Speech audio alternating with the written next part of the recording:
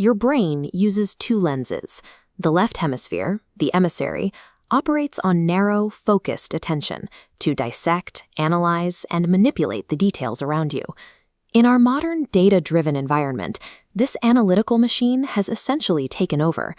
We rely heavily on extracting utility from every situation, that the emissary traps our perception in a relentless binary loop of anxiety, constantly sorting reality into winners and losers.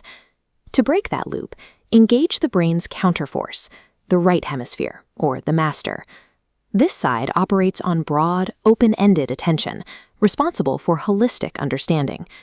In a healthy state, the master governs, providing context first, before directing the emissary to act.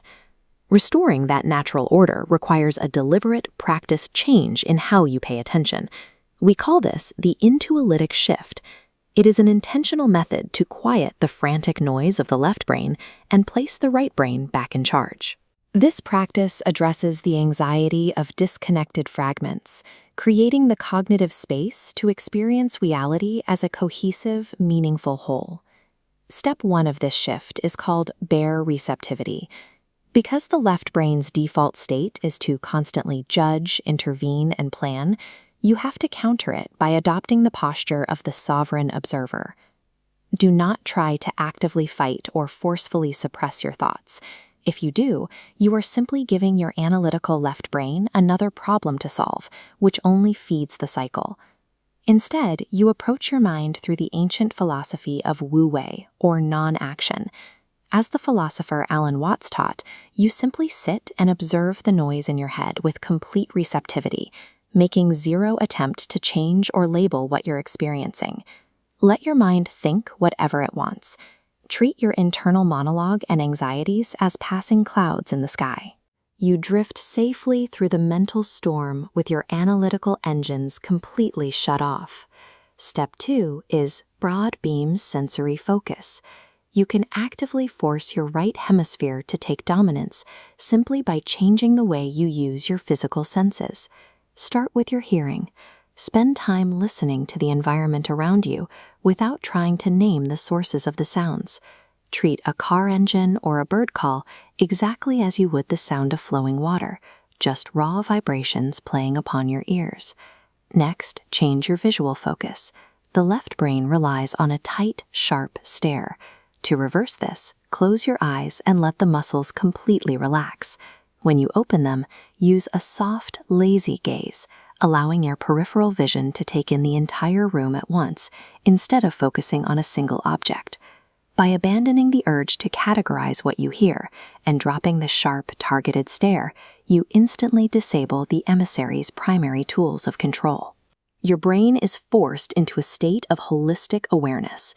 Step 3 is the somatic breath anchor.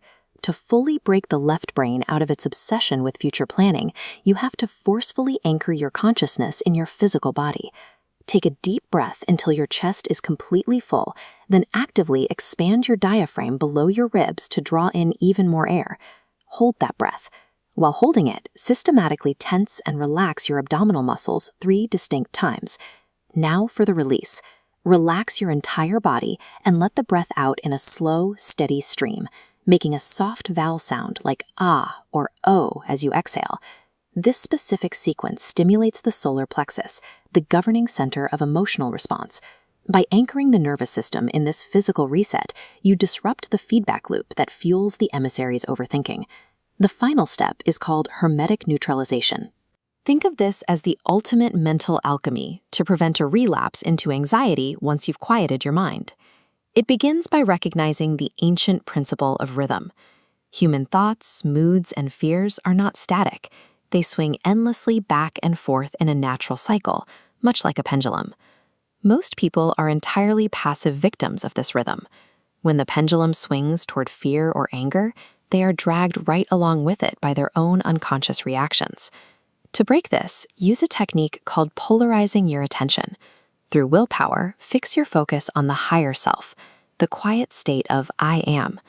Establish your identity as the watcher. When emotions begin their negative swing, simply refuse to participate in the momentum. This level of detachment allows the chaotic mental storm of the left brain to manifest strictly on a lower unconscious plane. The storm still happens, but it passes harmlessly beneath you. True cognitive sovereignty doesn't come from trying to physically stop the pendulum of emotion. It comes from elevating your vantage point so high that the swing can no longer touch you. At this point, the Intuilytic Shift is complete. The emissary has been successfully quieted, and the master has returned to its rightful governing position. This becomes your new operational baseline. You are no longer reacting blindly to hyper-analyzed, fragmented anxieties. Instead, you are processing reality as a grounded, coherent whole. Maintaining this state in daily life requires a simple protocol. Whenever you feel the sudden urge to panic, tightly categorize a problem, or assert control, remember to step back. Observe those thoughts as passing clouds, and physically soften your visual gaze. This state grounds your engagement with the world in empathy and presence, ensuring that social interactions are defined by meaning rather than sterile, algorithmic control. Cultivating this broad beam attention is the most reliable defense you have against an increasingly fractured environment. It elevates you from a reactive pawn of circumstance into the sovereign observer of your own life.